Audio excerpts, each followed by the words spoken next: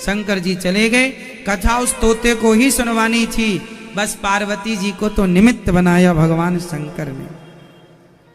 12 वर्षों तक वह शुक माँ के गर्भ में रहे, कथा सुनकर गए थे, कथा का खूब चिंतन किया।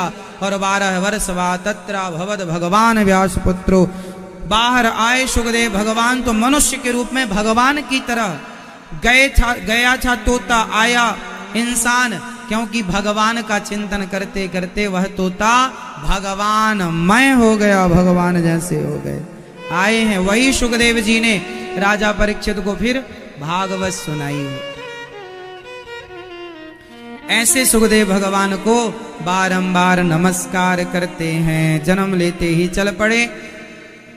कुछ देवांगना स्नान कर रही थी निर्वस्त्र होकर, सुखदेव जी को देखकर उन्होंने वस्त्र धारण नहीं किए, पर व्यास जी को देखकर धारण किए। व्यास जी ने कहा हमसे शर्म आती हो? बोले नहीं, आपके पुत्र को तो ज्ञान ही नहीं है कुछ, कौन स्त्री कौन पुरुष, आपको तो बोध है स्त्री पुरुष का ज्ञान है। अब 88,000 संत विराजमान है नैमिषारण्य की पावन धरती पर। वहां पर अज्ञान ध्वांत विध्वंस कोटि सूर्य समप्रभा, सूताख्या ही कथा सारम मम कर्ण रसायनम। सौनक आदि सभी ऋषियों ने खड़े होकर के सूत जी का भी वंदन किया, स्वागत किया और कहा कि आप हमें कथा ऐसी सुनाइए कि भक्ति ज्ञान विरागाप तो विवेको वर्धते महान। ऐसी कथा सुनाइए जिससे हमारा ज्ञान बढ़े।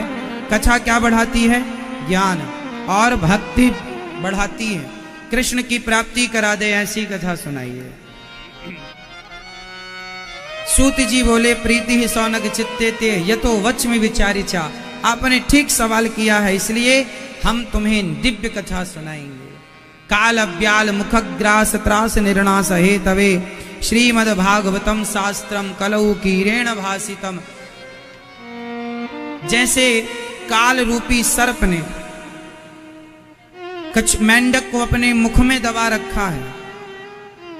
अच्छा ये बताओ, एक सांप ने मेंढक को अपने मुंह में दबा रखा है, अब वो मेंढक कितनी देर और जीवित रहेगा बताओ जरा?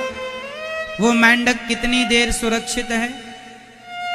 जब तक सांप अपने मुख में उसे निगल नहीं लेता। सांप ने मेंढक को मुंह में दबा रखा है और मेंढक के सामने कीड़ा आया तो मेंढक सोचा ये मैं खा लेता तो कितना अच्छा रहता। खुद दवा है सांप के मुंह में और चाह रहा है कि मैं इसे मार दूं।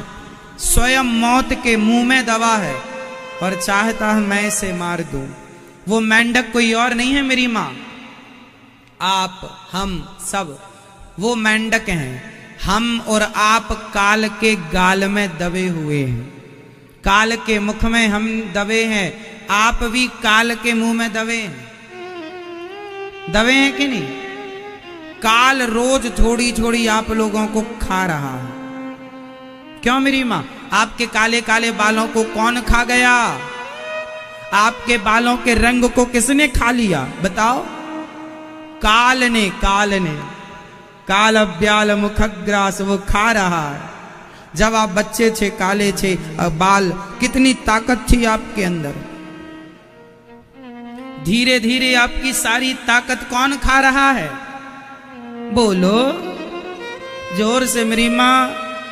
काल ने आपको मुंह में दबा रखा है, कभी भी अंदर कर सकता है। और आप चाहते हैं कि हमें ये मिल जाए, हमें वो मिल जाए। काल के मुंह में दबे हो, ये वो चाहत ना रखो। चाहत एक ही हो, बस भगवान को प्राप्त करने की चाहत हो। कन्हैया तुम्हें एक नजर देखना है, भगवान को पाने की इच्छा हो। इसलिए भागवत सुन लो, भागवत सुनेंगे कल्याण होगा। इसलिए अभी 25 दिसंबर से फिर यहाँ भागवत जी की पोथी पाठ बैठेंगी। आप लोग भी सुनिएगा। यदि अपने पूर्वजों के लिए, अपने कल्याणार्थ आप चाहें तो कराएं।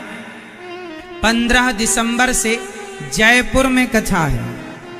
जो जयपुर के वासी हैं, क्षेत्रवासी हैं, जयपुर में 15 दिसंबर से कथा है। स्थान कथा का हम आपको बताएंगे। जयपुर में कथा है 15 दिसंबर से। फिर उसके बाद यहाँ भागवत जी की पोथी पाठ वृंदावन में 25 दिसंबर से। आप लोग भी कथाएं तो टीवी पे सुनते ही रहते हैं, चाहें तो आप भी पोथी पाठ से जुड़ सकते हैं, क्योंकि भागवत ही एक ऐसी है जो हम जीव मात्र के कल्याण के लिए निश्चित की गई हैं। 7 दिन में भागवत जी परीक्षित ने सुनी, सदगति हुई कि नहीं? अब सूत जी कहते हैं, सुनो। एक बार राजा परीक्षित भागवत सुन रहे थे, तब देवता आए और देवताओं ने कहा भागवत हमें सुनाइए। सुखदेव भगवान ने कहा ये भागवत सुनने के अधिकारी आप नहीं हैं, स्वर्ग के देवता भी भागवत जी सुनने के अधिकारी नहीं हैं। आप लोग परम भाग्यशाली हैं कि आप भागवत श्रवण कर रहे हैं, क्योंकि ये बिना भाग्योदेन बहु जन्म समर्जितेन सत्संगमं च लभते पुरुषो यदा वै।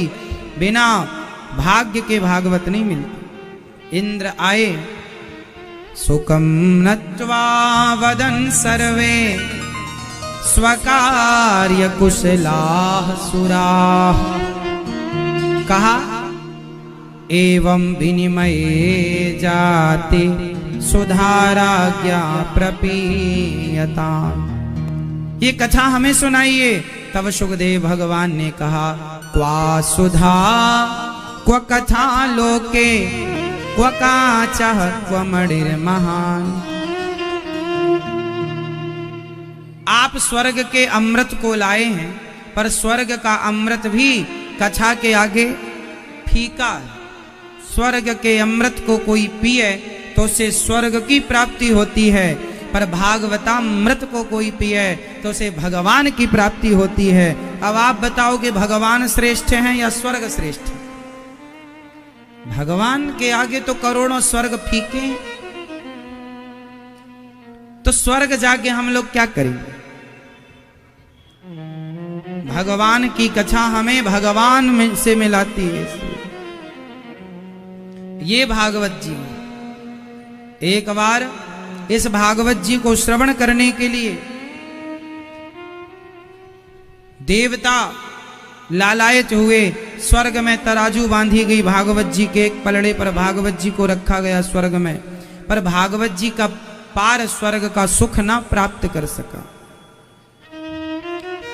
देवता भी तरसते हैं। एक बार नारद जी परेशान दिखाई पड़े सनकादियों को, तो सनकादियों ने नारद जी से पूछा कथम ब्रह्मन् दीन मुखः कुतश्चिंता तुरो भवान् त्वरितं गम्यते कुत्र कुतश्चागमनं तव।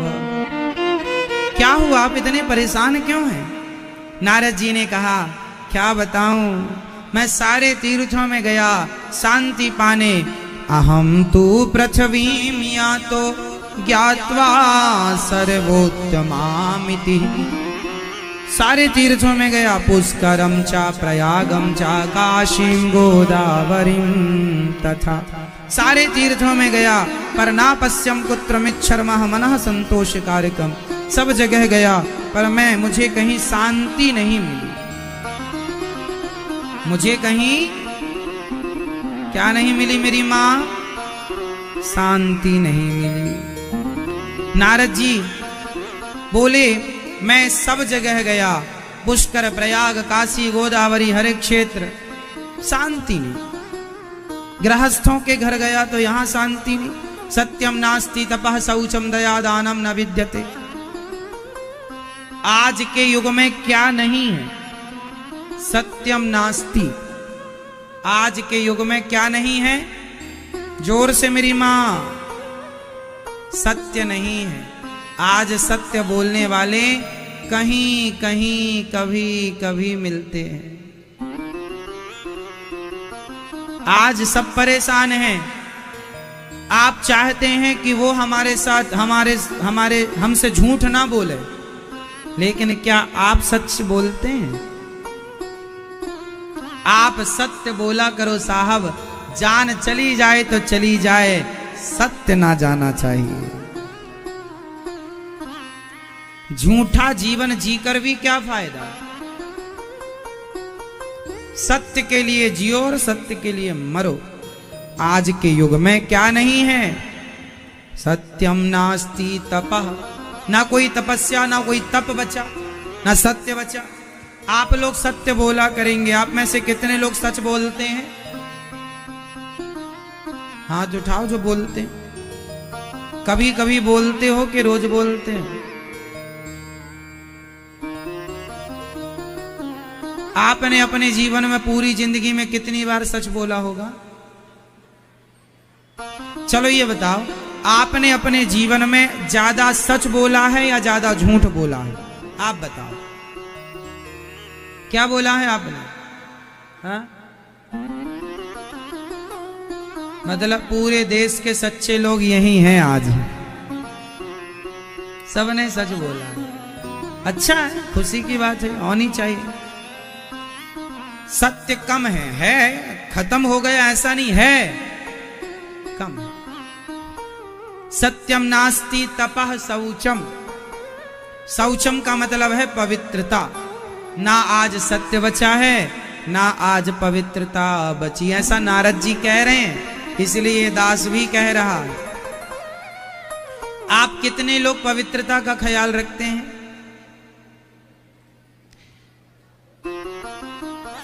पवित्रता का आज लोग ख्याल नहीं रखते मैया। लघु शंका जाते हैं, लघु शंका जाके आ जाते हैं, ना हाथ धुलते हैं, ना पांव धुलते, ना कुल्ला करते। बिना हाथ पांव धुले कुल्ला किए आप शुद्ध हो ही नहीं सकते। भाई लघु शंका गए हो तो आप 4 कुल्ला करो, हाथ पांव धुलो, तब शुद्धि होती है।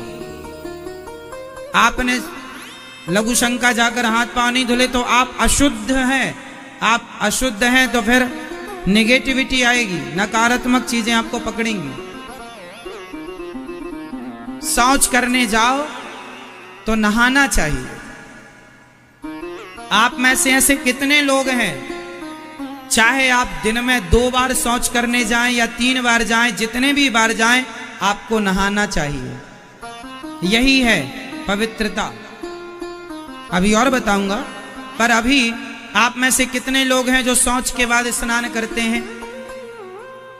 बस इतने लोग, बाकी लोग नहीं। बाकी लोग नहीं, क्यों नहीं?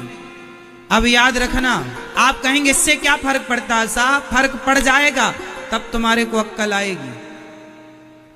जैसी राखो शुद्धि वैसी बने, जैसी शुद्धि वैसी। बुद्धि का निर्माण कहां से होता है? बुद्धि का, लोग कहते हैं इसकी बुद्धि भ्रष्ट हो गई। जो अशुद्धि में जिएगा, शौच के बाद नहाना नहीं, लघु शंका के बाद कुल्ला नहीं करना, झूठे मुंह घूमते रहना। कई लोग खा लेते हैं, पानी नहीं पीते। खाने एक चम्मच से आप खाते हैं तो खाने के बाद आप हाथ भी नहीं धुलते। कई लोग पानी भी नहीं पीते। लिक्विड फॉर्म में आप टमाटो सूप इत्यादि ले लेते हैं, सूप इत्यादि। अरे बोले पानी की क्या? पानी पेट भर के नहीं पीना, एक घूंट पानी पीना चाहिए, ताकि आप जो खाए हैं उससे आपको शुद्धि हो जाए।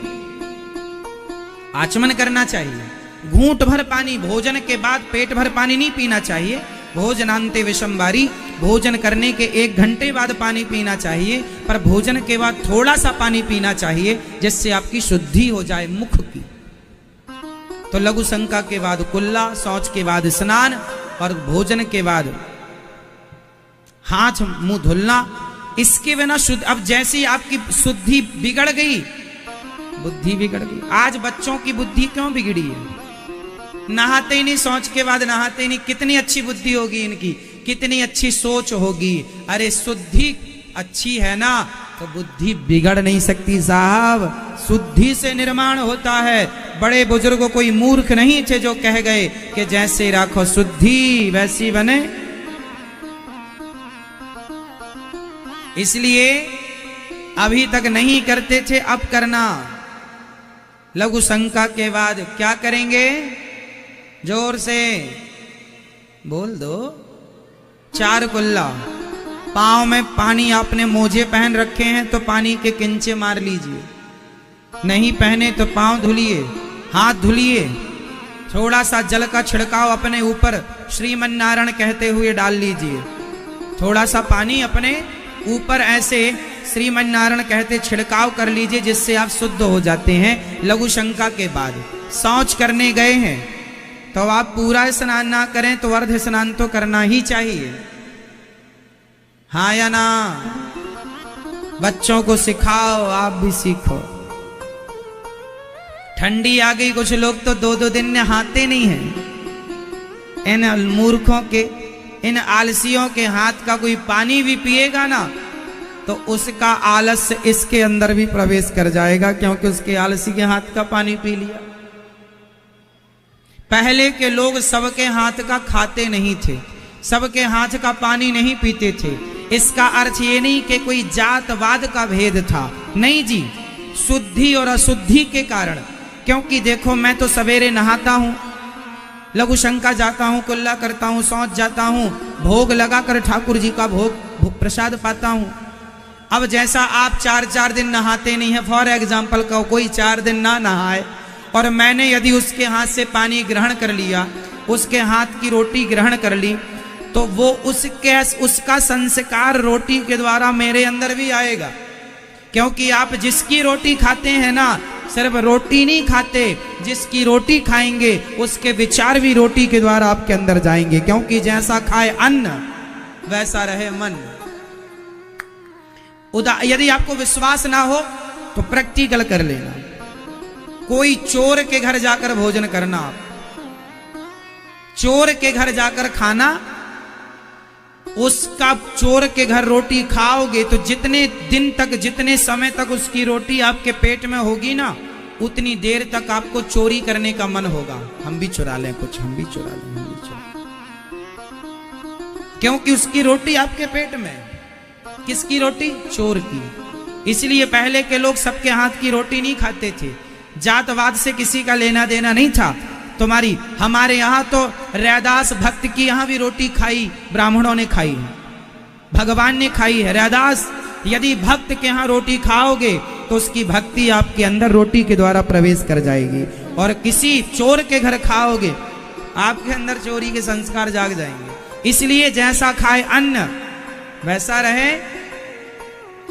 उदाहरण दूसरा, आप किसी वैश्या के घर खाना, आपके अंदर भी उस वैश्या की तरह विषय वासना जरूरत से ज्यादा जाग जाएगी। इसलिए पहले के लोग खान पान शुद्ध रखते थे ताकि विचार ना बिगड़े। पहले के, आज के 50 साल पहले बलात्कार जैसी घटनाएं सुनने में नहीं आती थी। पूछ लेना अपने दादा नाना, कभी कभी कहीं कोई ने सुना। आज तो हर दिन आपको घटना मिल रही है। क्यों मिल रही है? पहले के लोगों के विचार शुद्ध थे, क्योंकि आहार शुद्ध था तो विचार शुद्ध थे। आज का आहार बिगड़ गया तो विचार बिगड़ गए। हर आदमी उल्टा ही सोच रहा है, सीधे विचार आती नहीं। बोलो हाँ, दुनिया कहे कुछ करे कुछ, आप ना करना साहब। आप शुद्धि से रहो। शुद्धि है तो बुद्धि है। हाँ, तो कौन कौन आज से शुद्धि का ख्याल रखेगा? उठा लो हाथ। नहीं, लघु शंका जाने पर क्या करोगे? 4 कुल्ला करेंगे, हाथ पांव धुलेंगे, सिर पे क्या बोलते हुए जल छिड़केंगे? श्रीमन्नारायण श्रीमन्नारायण श्रीमन्नारायण। शुद्धि। शौच करने के बाद क्या करेंगे? स्नान करेंगे। पूरा ना नहाओ, सर्दी है, एक बार नहा चुके हो और नेक्स्ट दोबारा गए हो तो आप कमर से नाभि को गीला करते हुए जो कपड़े पहनकर शौच करने जाओ वो सारे कपड़े गीले करना चाहिए। वही कपड़े पहनकर शौच कर लिया, वही कपड़े पहनकर पूजा में बैठ गए। अब देखो, यही तो आसुरी स्वभाव है। इसी से तो असुरता का जन्म होता है। शौच करने जाओ तो जितने कपड़े, एक तो कम कपड़े पहन के जाओ, टॉवेल लपेट के जाओ आप, ताकि वो टॉवेल आप गीली कर लें। कम कपड़े पहन के जाओ। सारे कपड़े पहन के जाएंगे, फिर वही कपड़े, आपने कहा नहीं महाराज जी कपड़े तो हमने शौच करने के बाद हमने कपड़े उतारे, कमर तक स्नान किया, फिर वही कपड़े पहन लिए, तो अशुद्ध कपड़े भी तो होते हैं, है? इसलिए शुद्धि पूर्ण रूप से हो। जब घर में सूतक होता है ना, तो हम सब लोग अपने अपने कपड़े भी धुलते हैं कि नहीं? गद्दा रजाई नहीं धुली जाती, क्योंकि गद्दा रजाई कंबल में हवा का स्पर्श होते ही वो शुद्ध हो जाते हैं, पर जो रोजमर्रा के पहनने के कपड़े हैं वो धुलने से ही शुद्ध होते हैं, हाँ या ना? सूतक जब साफ होता है ना तो गद्दा रजाई नहीं धुला जाता, उसमें पानी का हल्का सा गंगा जल का छिड़काव कर देने से वो शुद्ध हो जाते हैं। पर जो डेली यूज के पहनने के कपड़े हैं वो धुलने से शुद्ध होते हैं। आप सोचें कि इनमें गंगा जल छिड़क दें तो अच्छी बात है, पर लघु शंका गए हो ना, शौच के लिए गए हो, धुलना चाहिए। समझ रहे हैं? हाँ मैया। अब आगे बढ़ते हैं। सत्यम नास्ति तपः शौचम, तो शुद्धि रखो, पवित्रता का ख्याल रखो। पानी जैसा पिए पानी वैसी बोले, अच्छा पानी पियो। पानी अच्छा कैसा होता है? पानी पियो छान के, शुद्ध पानी पियो। पानी पीने के पहले, भोजन करने के पहले ठाकुर जी को भोग लगाओ। जल का भी भोग लगाना चाहिए, अन्न का भी भोग लगाना चाहिए। प्रसादी पानी ग्रहण करो, शुद्ध जल। पानी है तो अच्छी वाणी है। जल बिगड़ा तो कल बिगड़ा, जल है तो कल है, जल बिगड़ा तो हाँ, इसलिए अच्छे से। उदरम भरिणो जीवा वराका कूट भाषिणा। नारद जी कह रहे हैं आजकल लोगों में लोग केवल पेट भरने में लगे हैं, जैसे मिल जाए वैसा पेट भर लेते हैं, चाहे ईमानदारी हो या बेईमानी हो। और घरों में क्या चल रहा है? तरुणी प्रभुता गे है, शाल को बुद्धिदायक, कन्या विक्रियणे लोभात, दंपत्ति नाम चकल कनम। आजकल घर में किस किस की चल रही है? नई नई बहुओं की, सासू माँ की कोई पूछ नहीं है। आप में से कितने लोगों की पूछ है? हनुमान जी की तो थी, आप लोगों की पूछ है कि नहीं? नहीं। मैया आपकी पूछ है? बोलो हाँ या ना, बोलो। मेरी माँ नहीं, हनुमान जी की थी। आपकी है? नहीं, हमारी नहीं है। आप लोग कह रहे हैं हमारी पूछ नहीं है।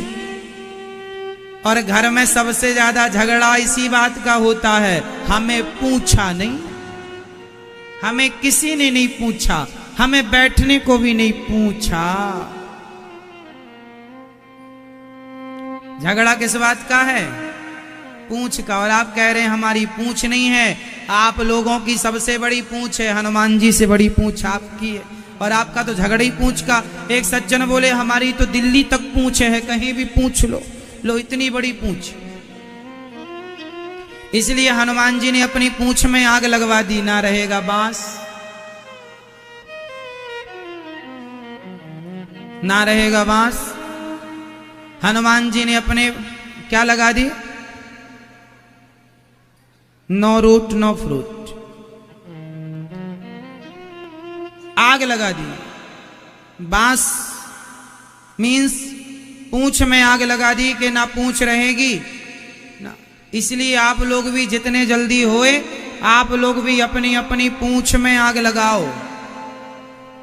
पूंछ मीन्स एटीट्यूड, पूंछ मीन्स अभिमान, पूंछ मीन्स क्या? अहंकार, पूंछ मीन्स घमंड, मीन्स दर्प।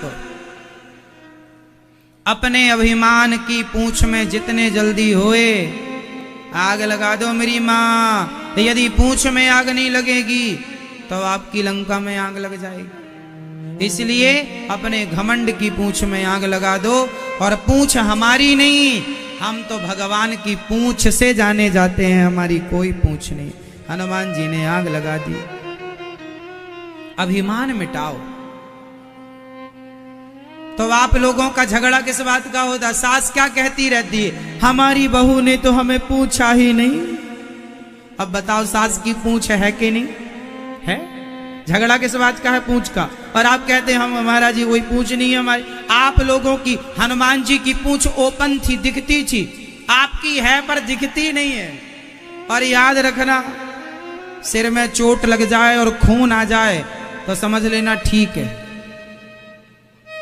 और सिर में चोट लग जाए और खून ना आए, समझ लेना ये अंदर की चोट बड़ी खतरनाक।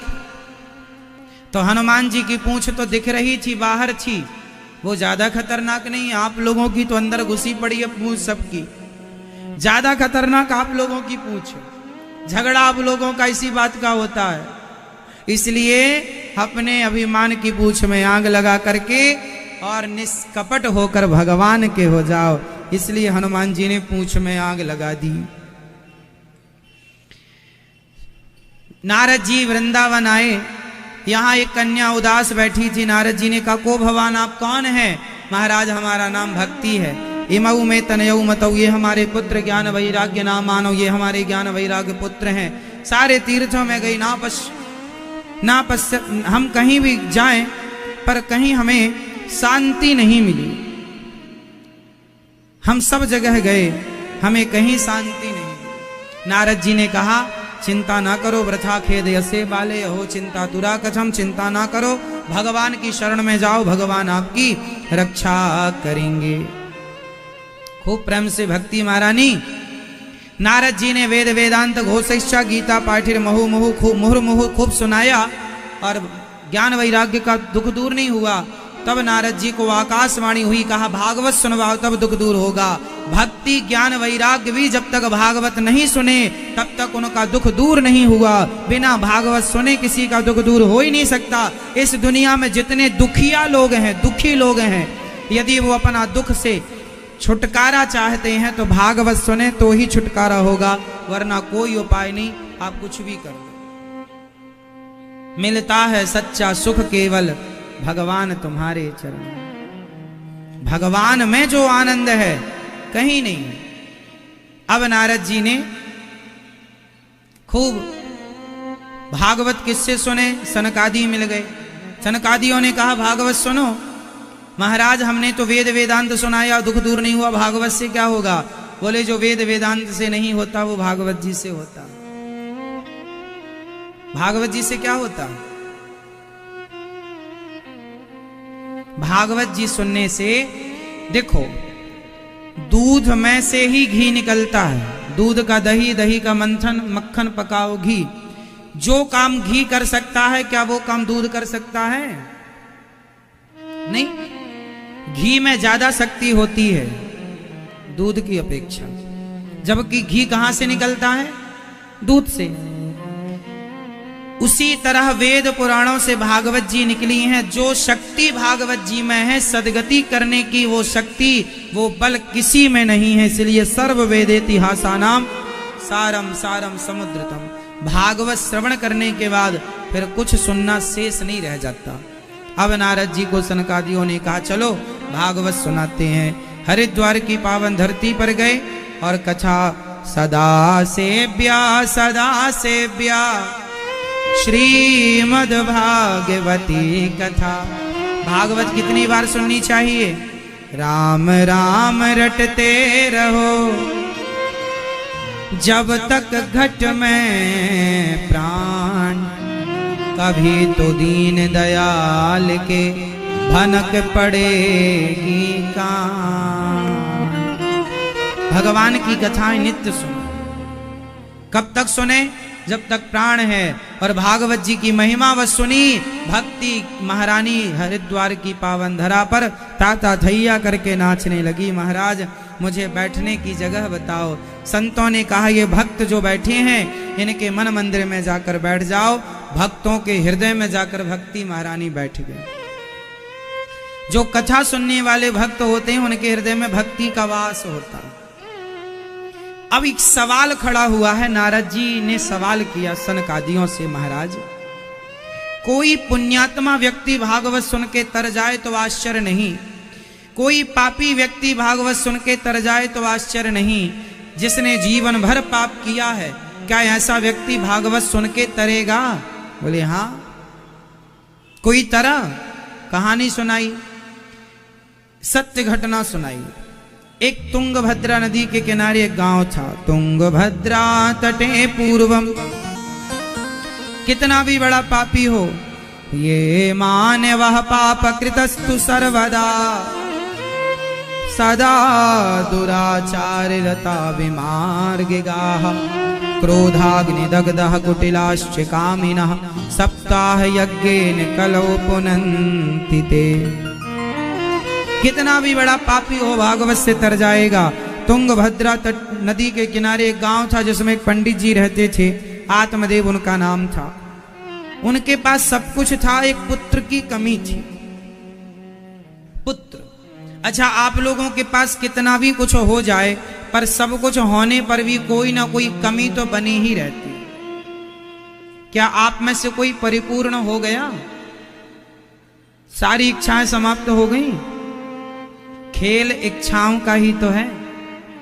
ये इच्छाएं आप लोगों को परेशान करती हैं। आप लोगों को सबसे ज्यादा परेशान कौन करता है? मैया, ओ मेरी माँ, कौन परेशान करता है आपको? आपकी इच्छाएं।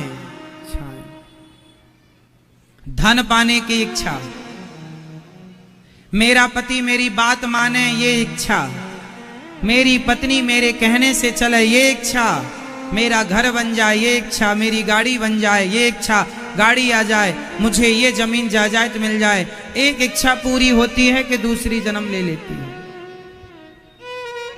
और सब कुछ होने पर भी आपकी इच्छाएं जस की तस मुंह फाड़े खड़ी हैं। बताइए आज तक किसी की इच्छा पूरी हुई? मैया, हुई? किसी की हुई तो आप लोगों की हो जाएगी। लड़कपन बीत गया, जवानी बीत गई, आधा बुढ़ापा बीत गया, इच्छाएं पूरी करते करते, लेकिन आपके पूरे होने का समय आ गया। इच्छाएं जस की तस है, ज्यों की त्यों। सही है ना मेरी माँ? मैया सही है? बोलो हाँ या ना।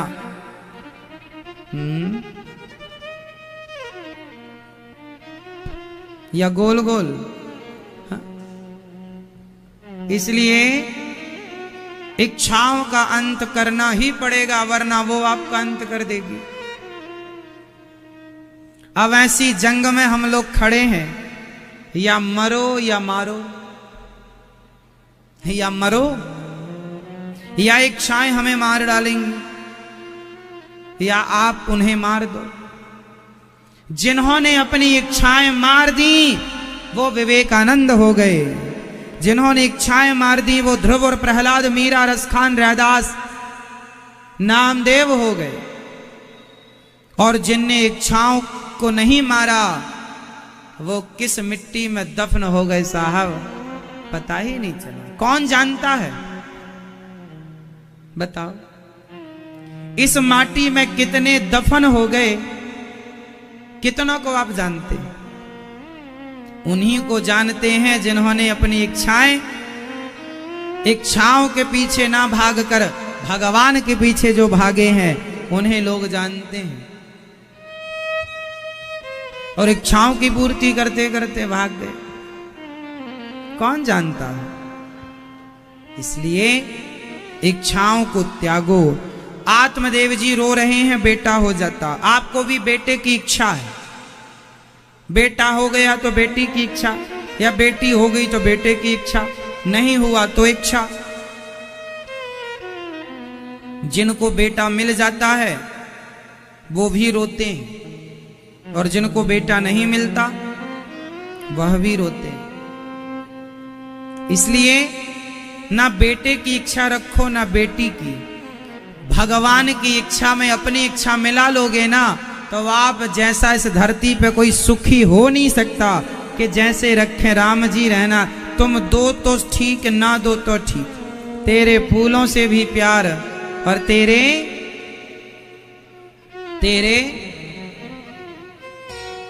बेटा मिल जाए तो खुश और ना मिले तो खुश। आप इच्छा कर रहे हैं तो वह इच्छाएं आपको सिवाय दुख देने के और क्या कर रही हैं? तो आपके दुख का कारण क्या है? आपकी जोर से इच्छाएं। इच्छाओं को भगवान के चरणों में समर्पित कर दो। कोई इच्छा नहीं, जिसे कहते हैं निष्काम। भगवान की भक्ति कैसी हो? निष्काम। निष्काम जो हो गया उससे सुखी धरती में कोई, जिसकी जितनी इच्छाएं हैं वह उतना परेशान है। इसलिए इच्छाओं का अंत करिए। जो दे दें भगवान, बेटी दे दें तो बेटी रखो, बेटा दे दें बेटा रखो, और कुछ ना दें तुम्हारे हमारे हाथ में कुछ नहीं है मेरी मां, सिवाय इन रेखाओं के। सब कुछ किसके हाथ में है? इसलिए तेरे फूलों से भी प्यार, तेरे कांटों से भी प्यार। तू जो भी देना चाहे दे दे मेरे सरकार। तू जो भी देना चाहे दे दे। भगवान जो दे दे उसमें प्रसन्न रहने वाला सदा सुखी रहेगा। तो जो भगवान दे दें उसमें क्या रहना है? अपनी इच्छा नहीं चलानी। आज से हमें अपनी मर्जी, परदेसियों से भरा है संसार मेरी माँ। जिससे दिल लगाते हैं, जिससे प्यार करते हैं, वही छोड़कर चला जाता है। इसलिए एक भगवान है जो आपको छोड़कर कभी नहीं जाएंगे। प्रेम करना है, दिल लगाना है, अब भगवान से लगा लीजिएगा, वो कभी नहीं छोड़ेंगे। ये संसार आज नहीं कल, कल नहीं परसों छूटेगा। किस किस के लिए आंसू बहाओगे? तुम्हारे देखते देखते ही सब जाएंगे। किस किस के लिए रोगे? इसलिए रोने से अच्छा है ये सच्चाई एक्सेप्ट कर लो, स्वीकार कर लो कि ये लोग सब यात्रीगण हैं। जैसे ट्रेन में बैठा हर व्यक्ति स्टेशन आने पर उतर जाएगा। ये जिंदगी की यात्रा है साहब। आपका स्टेशन आते आप उतर जाएंगे, मेरा स्टेशन आते मैं उतर जाऊंगा। और मौत आएगी तो किसी न किसी बहाने से आएगी। मत कहना कि चले गए। इस संसार में आप आए हो तो जाने के लिए ही आए हो। हाँ या ना? आप जितने लोग बैठे हैं बताओ, आप आए हैं, आप वृंदावन आए हैं, किस लिए आए हैं? जाने के लिए। एक दिन आए हैं, 7 दिन बाद 10 दिन बाद वापसी रिजर्वेशन है कि नहीं? आप मेहमानों के घर जाते हैं, वापस जाना। इस धरती पर एक कोई ऐसी जगह बताओ जहां जाकर आना ना पड़े। एक मोक्ष ही है जहां जाने के बाद फिर आना, वरना सब जगह जाकर आना पड़ता है। इसलिए कहता हूं ये जाना आना जन्म मृत्यु तब तक चलेगी जब तक आप मोक्ष ना पाएंगे। ये मानव तन मेरी माँ, बेटा बेटी परिवार पाने नहीं मिला। ये मानव का शरीर भगवान को प्राप्त करने के लिए पालो शरीर से शिथिल हो जाएगा। उसे पाओगे तो फिर कुछ पाना शेष ना बचेगा, सब पा लिया। ये दुनिया छोड़ने वाली है। मेला ये मेला है, मेला दिलों का आता है, एक बार आके चला जाता है। मेला है। एक दिन जब आपकी शादी हुई थी ना, तो आपके घर में मेला लगा था। जब आपकी शादी हुई थी तब आपके घर में क्या लगा था? रिश्तेदारों का, गांव वालों का क्या लगा था? जोर से, मेला मेला मेला। लेकिन ये जो मेला लगा है ना, अब ये मेला नहीं लगेगा। अब ये मेला कब लगेगा? जब आप जाओगे। जब आप जाओगे तब आपके यहां फिर क्या लगेगा? साथ जन्म लिया था आपने तो भी मेला लगा था आपके यहां, शादी हुई थी तो भी मेला लगा था आपके यहां, और मरोगे तो भी आपके घर में क्या लगेगा? मेला दिलों का आता है और आके।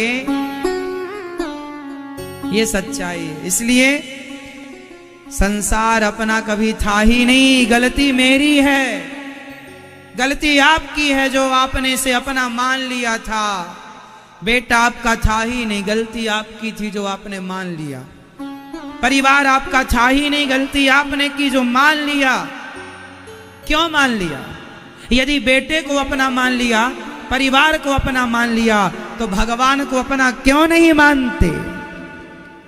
मेरे तो गिरधर गोपाल, दूसरों ना कोई। इसलिए मेरी मां रोया ना करो। संसार के लोगों में ज्यादा मोह ममता ना रखा करो। ये दुनिया जितनी खूबसूरत दिखती है साहब, इतनी खूबसूरत है नहीं।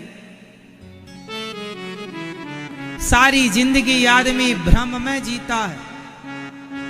नदी के किनारे पड़ी हुई सीपी, उस पर जब सूर्य का प्रकाश पड़ता है तो दूर से ऐसी चमकती है जैसे कोई चांदी पड़ी हो। बोलो हाँ। पर जब पास में जाते हैं आप, देखते हैं अरे ये तो सीपी है। भ्रम था के नहीं, लग रहा था चांदी है, चमकदार है, आया तो कोई मूल्य ही नहीं है उसका। ये संसार भी बहुत चमकीला दिखता है, इतना सुंदर भी नहीं है जितना तुमने समझ लिया। आप जब सड़क में चलते हैं गर्मियों के समय पर, गर्मियों के दिनों में, तो आपने कभी गौर से देखा होगा, जो डामल वाली काली सड़क होती है या सीमेंटेड जो बन रही, उसमें भी आपने देखा होगा एक भ्रांति होती है गर्मियों में। ऐसा लगता है कि सड़क में आगे पानी भरा है। बोलो हाँ या ना? कभी देखा हो तो हाँ कर लो।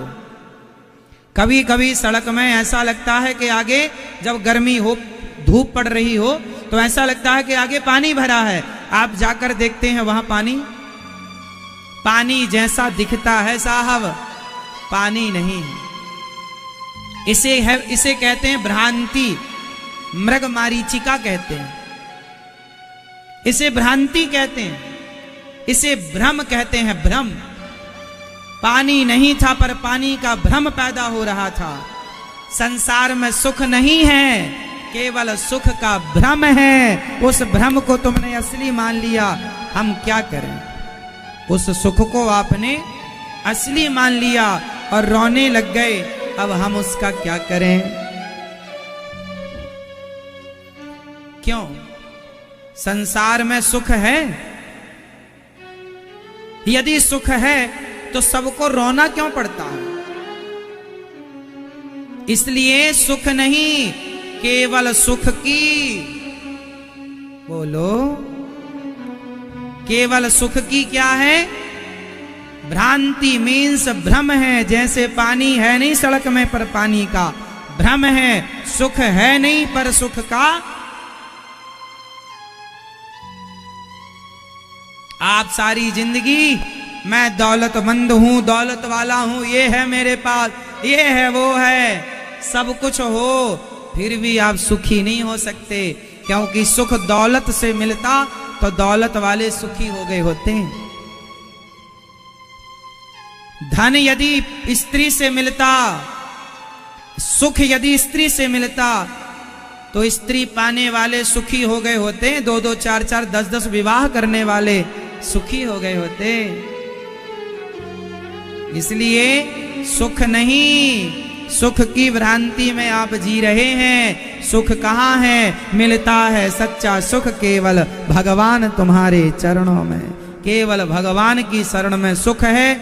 सुख का मूल मंत्र यही है। अब ठोकर खाओ, भटको, परेशान हो, तो इसमें भगवान का कोई दोष नहीं है। ये दास अनिरुद्ध आपको समझा रहा है, समझ लो, ना समझो या समझो, मर्जी आपकी। मीराबाई समझ गई, आनंद से रहती हैं। लगन तुमसे लगा बैठे, जो होगा देखा जाएगा। तुम्हें अपना बना बैठे, जो होगा। जगत के रंग क्या देखूं, तेरा दीदार काफी है। जमाने को क्या देखना, जमाने में क्या सुख ढूंढना। हमारा सुख तो हमारे गोविंद के चरणों में है, गौरी गोपाल भगवान के चरणों में है। और हमारा सुख कहाँ है? हमारा सुख, ये दास अनिरुद्ध का सुख कहाँ है? मेरा सबसे बड़ा, कुछ संतान नहीं थी, पड़ोसी बड़े ताने मारते थे। एक दिन घर से निकल गए, जंगल में आत्महत्या करने गए। संत जी ने एक फल दिया, पत्नी को खिलाया, पत्नी ने वह फल गाय को खिलाया, गाय को बच्चा हुआ, नाम गौकर्ण रखा। धुंधली के बहन को बेटा हुआ, उसके बेटे को खरीद लिया पैसों से, नाम रखा धुंधकारी। धुंधकारी बड़े होके आत्मदेव जी की खूब, अपने बाप को खूब मारता है। रोने लगे आत्मदेव जी। तब गौकर्ण जी ने ज्ञान दिया, पिताजी क्यों रो रहे हो? माँ को मारा, धुंधकारी के पाप से धुंधकारी प्रेत बना, माँ बाप को मारने से। गौकर्ण जी के दिव्य ज्ञान से आत्मदेव जी ने सदगति की। धुंधकारी की माँ कुएं में कूद कर आत्महत्या करती है। 5 वैश्याओं को घर में ले आया, 5 ने गला दबाकर धुंधकारी को मारा, अंगार डाल दिया मुंह में, मृत्यु हुई। धुंधकारी प्रेत बना। जब भागवत सुनाई गौकर्ण जी ने, तब प्रेत योनि से धुंधकारी की मुक्ति हुई। भागवत सुना तो धुंधकारी प्रेत योनि से मुक्त हो गया। अरे इंसान और जिंदा की क्या कहें, मरने के बाद ये भूत प्रेत भी भागवत सुन ले तो उनकी सदगति हो जाती है। बांस की ग्रंथि में बैठा, 7 दिन की कथा सुन के दिव्य विमान आया। विमान में चढ़कर धुंधकारी परम धाम को चला गया। गौकर्ण जी को भगवान ने हृदय से लगाया। 7 दिन की कथा। अब इसके बाद सारे संत जन वहां प्रकट हो गए, जहां नारद जी सनकादियों को से कथा सुन रहे थे। भगवान प्रकट हुए सनकादियों के मध्य। सिद्ध हो गया कि भागवत सुन के पापी का उद्धार होता है। कीर्तन करने लगे नारद जी, भजन करने लगे। सब भगवत धाम को गए, सबको भगवान का दर्शन हुआ। श्रोता 7 दिन कैसे कथा सुने? केवल मन लगाकर कथा सुने। वक्ता केवल मन लगाकर सुनाए। विरक्तो वैष्णवो विप्रो वेद शास्त्र विशुद्धीकृत दृष्टांत कुशलो धीरो वक्ता कार्योति निष्प्रहा। जन्माद्यस्य यतोऽन्वयादितरतश्चार्थे स्वभिज्ञः स्वराट् तेने ब्रह्म हृदयादि कवये मुह्यन्ति यत्सूरयः।